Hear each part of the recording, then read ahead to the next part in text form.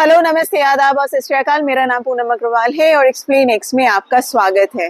अगर आपने channel subscribe नहीं किया है तो प्लीज़ कर लीजिए और प्लीज़ इंडिपेंडेंट जर्नलिज्म को सपोर्ट कीजिए। क्यूआर कोड आपकी स्क्रीन पर है। Thank you so much. SIR का प्रोसेस चल रहा है 12 स्टेट्स में, लेकिन उसके ऊपर जो सबसे बड़ा क्वेश्चन अब उठ रहा है और पिछले कुछ दिनों में हमने कुछ मीडिया रिपोर्ट्स भी पढ़े हैं जिसमें ये सामने आया है कि बहुत सारे बूथ लेवल ऑफिसर्स परेशान है, एग्जॉस्टेड है, उनके ऊपर वर्कलोड बढ़ गया है। कुछ ऑडियो टेप्स भी बाहर आई हैं।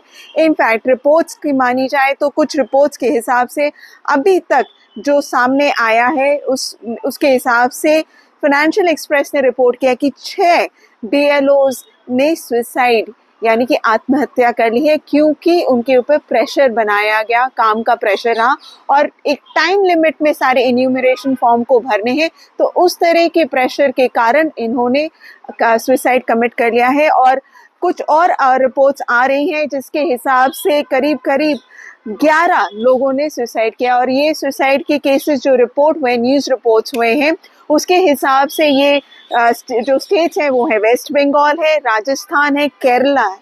सो ये 3 स्टेट्स में से सुसाइड रिपोर्ट किए गए। ये बहुत ही सीरियस मैटर अब हो चुका है कि आखिर बीएलओस के ऊपर इतना प्रेशर क्यों बनाया जा रहा है इलेक्शन कमीशन के द्वारा।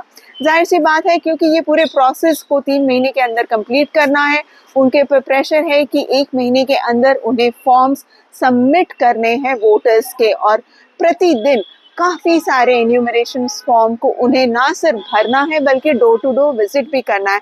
तो आप समझिए कि ये जो बीएलओज हैं ये खासतौर पे वो लोग हैं जो सरकारी कर्मचारी हैं, क्योंकि ये प्रोसेस का टाइम पीरियड इतना कम है जिस कारण से ये बीएलओज अब प्रेशर में आ रहे हैं। और कई सारे कंप्लेंट्स भी हुए हैं और साथ ही हमने ये भी देखा है कि बीएलओज मिलकर प्रोटेस्ट भी कर रहे हैं, खासतौर पे वेस्ट बंगाल में ये देखा गया है। तो आखिर इन सारे मुद्दों पर क्या इलेक्शन कमीशन कुछ कर रहा है या कहना चाहेगा, वो चीज़ देखने वाली है। इनफैक्ट आज सुप्रीम कोर्ट में जो हियरिंग हुई थी एसआईआर से रिलेटेड, उसमें ये मैटर उठाया गया था। जो लॉयर्स पिटिशनर्स की तरफ से अपीयर कर रहे थे उन्होंने ये बताया कोर्ट को कि कई सारे रिपोर्ट्स, न्यूज़ रिपोर्ट्स आई हैं जिसमें ये कहा गया है कि बीएलओस ने सुसाइड कर लिया है। साथ ही ये भी बता दूं कि सुप्रीम कोर्ट में आज जो मैटर एसआईआर पे हुआ है वो खासतौर पे कॉन्स्टिट्यूशनल मैटर पे बहस हुई है। यानी कि पिटिशनर्स ने ये बताया कोर्ट को कि एसआईआर का जो प्रोसेस चल रहा है वो कॉन्स्टिट्यूशनली परमिसिबल नहीं है, यानी कि अनकॉन्स्टिट्यूशनल है और इलेक्शन कमीशन का ये मैंडेट नहीं है कि वो किसी भी वोटर से उसकी नागरिकता पूछे। तो इस पर कपिल सिब्बल जो कि पिटिशनर्स की तरफ से अपीयर कर रहे हैं, वन ऑफ द लॉयर्स हैं, उन्होंने आर्ग्यू किया और साथ ही प्रशांत भूषण थे, उन्होंने भी आर्ग्यूमेंट किया। ये पूरी प्रक्रिया आर्ग्यूमेंट की आज खत्म नहीं हुई। ये मैटर कल भी सुनवाई के लिए आएगा और पिटिशनर्स को अपने तरफ से आर्ग्यूमेंट्स कंटिन्यू करने हैं। तो ये जो एसआईआर कॉन्स्टिट्यूशनल है कि नहीं, इस मैटर पे अभी भी बहस सुप्रीम कोर्ट में चल रहा है। जहां तक इलेक्शन कमीशन का सवाल है, इलेक्शन कमीशन को कोर्ट ने कहा है कि उन्हें जो फ्रेश पिटिशंस फाइल किए गए हैं बाकी स्टेट्स की तरफ से, उस पर उन्हें रिप्लाई फाइल करना है by first week of December. तो अब वो रिप्लाई जब वो फाइल करेंगे उसके बेसिस पे फिर आर्ग्यूमेंट होगी। तो आप समझिए कि पहले बिहार, अब जब 12 स्टेट्स में हो रहे तो 12 स्टेट्स के लोग भी अलग अलग पिटिशनर्स आ रहे हैं। वेस्ट बंगाल, केरल और तमिलनाडु, उन्होंने ऑलरेडी इस चीज़ पर कहा है कि ये पिटिशंस के ज़रिए कि ये एसआईआर का प्रोसेस सही नहीं है। और ये सारे स्टेट्स वो हैं जो कि नॉन बीजेपी स्टेट्स हैं, सब ने ऑब्जेक्शंस उठाया है। तो अब ये जो पिटिशंस अलग अलग फाइल हुई है उसके पर भी इलेक्शन कमीशन को जवाब देना है। लेकिन मुद्दे की बात ये है कि क्वेश्चन तो एसआईआर पे है, तो जब क्वेश्चन ही एसआईआर पे है, चाहे वो कितनी ही पिटिशंस क्यों ना फाइल हो, मैटर तो एक ही है।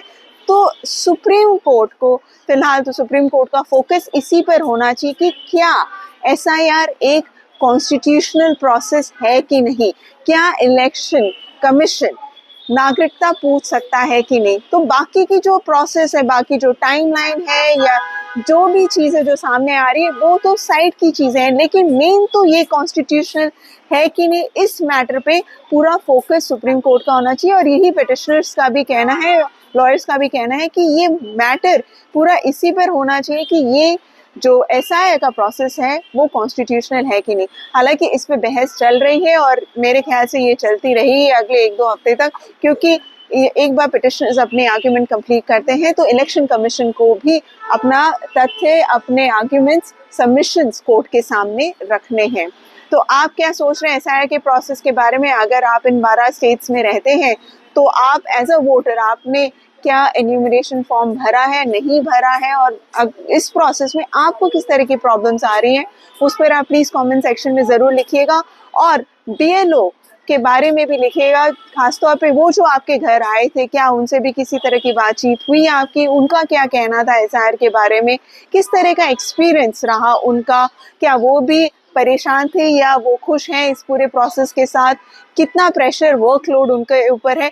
ये सारी चीज़ों के बारे में क्या आपने बात की जो बीएलओ आपके घर आए? तो प्लीज़ उस बारे में भी कमेंट सेक्शन में ज़रूर लिखिएगा।